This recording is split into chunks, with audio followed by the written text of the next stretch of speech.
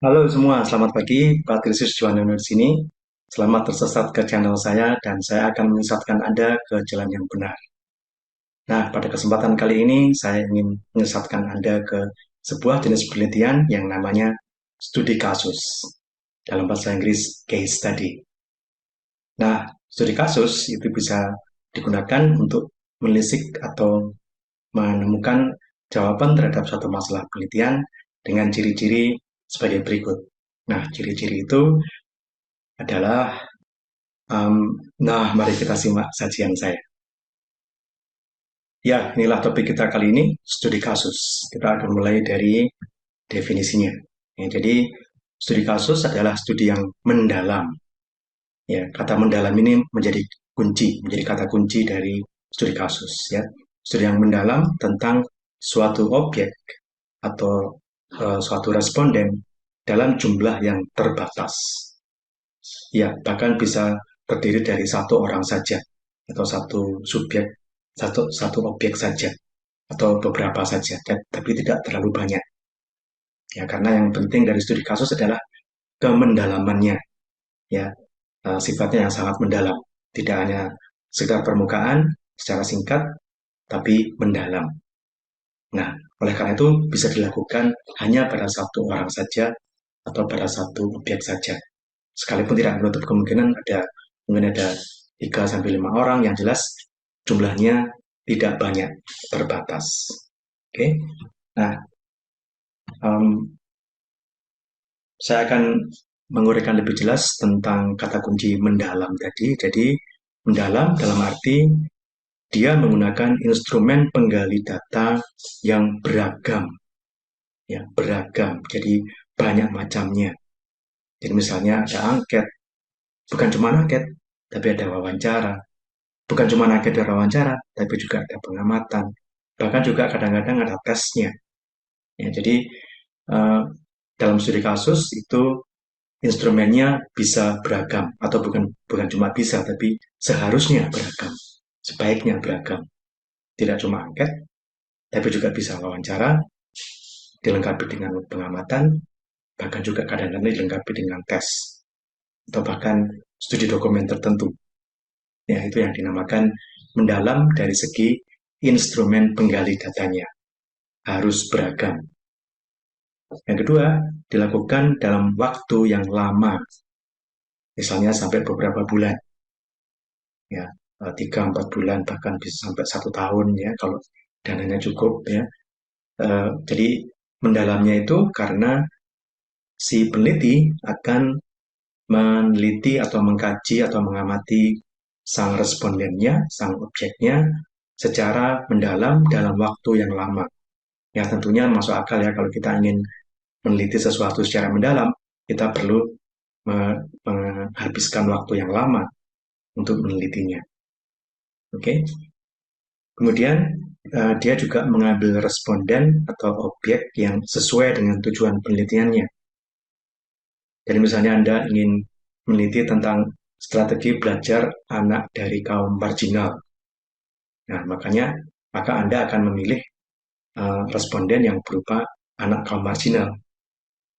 Atau misalnya studi kasus Anda adalah tentang bagaimana keluarga yang bukan non etnis, yang bukan etnis Tionghoa mempelajari bahasa Mandarin.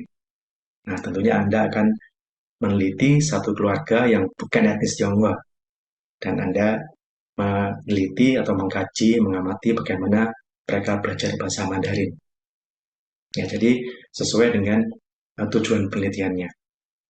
Bukan berupa sampling secara random atau random sampling atau sampling acak, tapi memang disesuaikan dengan tujuan penelitian Anda. Oke. Kemudian ketika sudah sampai pada analisis, maka dianalisis dengan coding.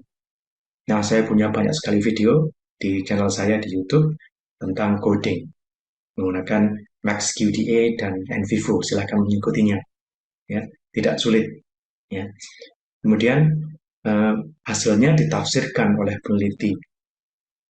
Jadi tidak dimasukkan SPSS kemudian kita terima outputnya, tapi ditafsirkan sendiri oleh peneliti setelah kita menyelesaikan tahap coding tadi. Tahap coding itu akan menelurkan beberapa tema dan kita akan menafsirkannya. Oke. Kemudian yang langkah berikutnya yang tidak kalah pentingnya adalah hasilnya dikonfirmasikan dengan responden. Nah, ini perlu ya untuk rekan-rekan yang mungkin meneliti studi kasus atau penelitian kualitatif, penting untuk mengkonfirmasikan hasilnya ke respondersnya. Itu merupakan satu tata cara yang berterima di dalam penelitian, merupakan salah satu apa ya, etika dalam penelitian. Jadi setelah ketemu hasilnya dilaporkan, kemudian dikonfirmasikan atau bahkan dikonfirmasikan dulu kepada respondennya sebelum ditulis dalam laporan formal. Itu adalah satu langkah yang etis. Oke, jadi ini adalah ciri dari studi kasus. Dia sangat mendalam. Satu, dia menggunakan instrumen yang beragam. Dua, dia dilakukan dalam waktu yang lama. Tiga, respondensnya terbatas.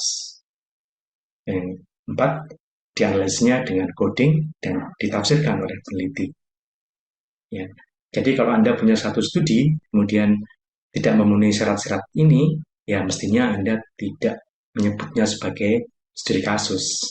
Ya, itu mungkin cuma studi eksploratory awal, ya, tapi bukan studi kasus. Karena studi kasus itu sejatinya adalah seperti ini, harus mendalam, harus lama, harus intensif, menggunakan instrumen yang beragam. Baru dia bisa disebut sebagai studi kasus. Oke? Nah, saya lanjutkan. Nah, satu lagi ciri dari studi kasus adalah hasilnya tidak digeneralisasikan. Tahu generalisasi ya, generalisasi itu artinya membuat satu pernyataan berdasarkan pengamatan terbatas. Kemudian pernyataan itu diterapkan ke populasi yang lebih luas. Jadi misalnya saya mengamati ada 3 anak di satu kelas yang pintar-pintar. Saya akan mengatakan, wah, anak-anak ini pintar, jadi mestinya kelas itu pintar semua. Nah, seperti itu adalah generalisasi. Berdasarkan pengamatan saya terhadap 3 anak yang pintar tadi, saya bisa membuat pernyataan yang berlaku ke semua anak di kelas itu. Saya mengatakan, wah ini memang kelas pintar. Ya, hanya berdasarkan pengamatan dari ketiga anak tersebut. Itu namanya generalisasi. Nah, di dalam studi kasus kita tidak melakukan generalisasi. Ya, ini bedanya dengan survei. Jadi kita tidak melakukan generalisasi, tapi kita membuat satu uraian, satu deskripsi yang sangat padat, yang sangat dalam tentang satu komunitas atau satu objek atau satu responden. Ya. Jadi temuan dari studi kasus itu tidak digeneralisasikan ke populasi, jadi dia hanya berlaku pada objek atau responden yang diteliti. Nah, mungkin Anda bertanya terus gunanya apa, Pak? Ya, dalam penelitian itu bisa digunakan sebagai satu gambaran tertentu tentang sebuah responden atau sebuah objek tertentu yang tidak harus digeneralisasikan. Itu nanti bisa kemudian dilakukan oleh peneliti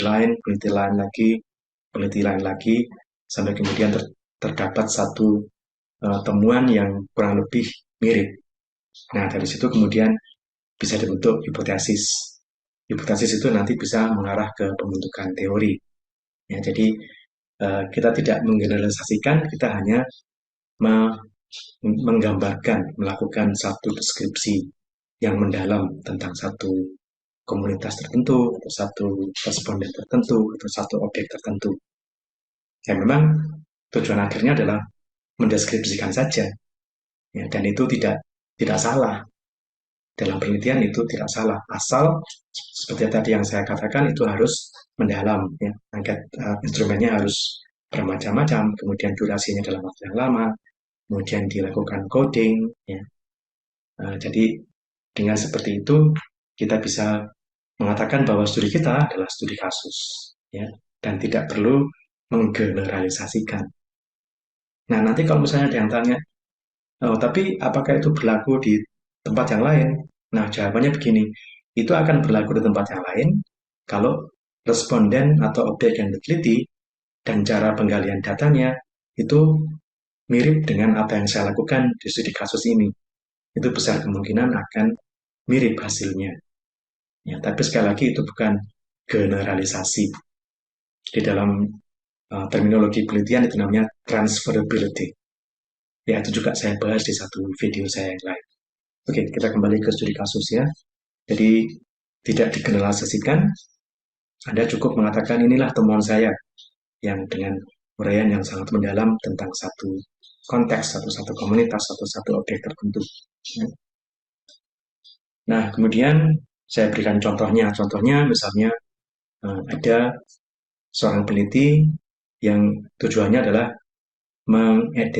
mengenali strategi belajar anak SD dari kaum marginal, dari kaum yang terpinggirkan, ya, miskin. Ya. Instrumennya adalah angket, pengamatan, wawancara, mendalam selama 5 bulan. Jadi sang anak ini akan diikuti oleh si peneliti, diberi angket, mungkin angketnya beberapa kali, diamati ketika dia belajar, diwawancara beberapa kali, ya, selama jangka waktu 5 bulan itu. Sehingga bisa terbentuk satu data yang sangat kaya, yang sangat dalam, tentang bagaimana dia melakukan strategi belajar, sekalipun kondisi keluarganya sangat pas-pasan. Oke, ini salah satu contoh studi kasus. Yang kedua adalah upaya edukasi oleh perangkat desa tentang pengelolaan sampah. Instrumennya angket, pengamatan, focus group discussion atau FGD, wawancara tak terstruktur selama 6 minggu. Nah, sekali lagi, responden penelitiannya adalah 1 sampai 3 orang perangkat desa yang berupaya untuk melakukan upaya edukasi pengelolaan sampah ke masyarakat di desa itu. Jadi si peneliti akan membagikan angket, kemudian mengamati bagaimana mereka memberikan penyuluhan, bagaimana mereka memberikan pelatihan tentang pengelolaan sampah, kemudian juga mewawancara mereka yang selama kurun waktu 6 minggu. Nah, ini juga disebut sebagai studi kasus. Salah satu contoh rumusan masalah yang khas studi kasus. Ya, oke. Nah, yang ini bukan studi kasus. Ya. Perhatikan bahwa misalnya Anda meneliti strategi belajar anak dari kaum marginal. Respondensnya 5 anak, instrumennya angket yang dibagikan cuma 1 kali, dan mereka mengisinya selama 15 menit. Kemudian selesai, Anda kembali ke laptop menganalisis data dari angket. Itu bukan studi kasus sebenarnya, ya, karena kurang mendalam. Anda cuma 1 kali datang ke sana, kasih angket, selesai. Nah, itu bukan studi kasus. Ya, tidak mendalam, instrumennya juga terbatas hanya pada angket. Ya.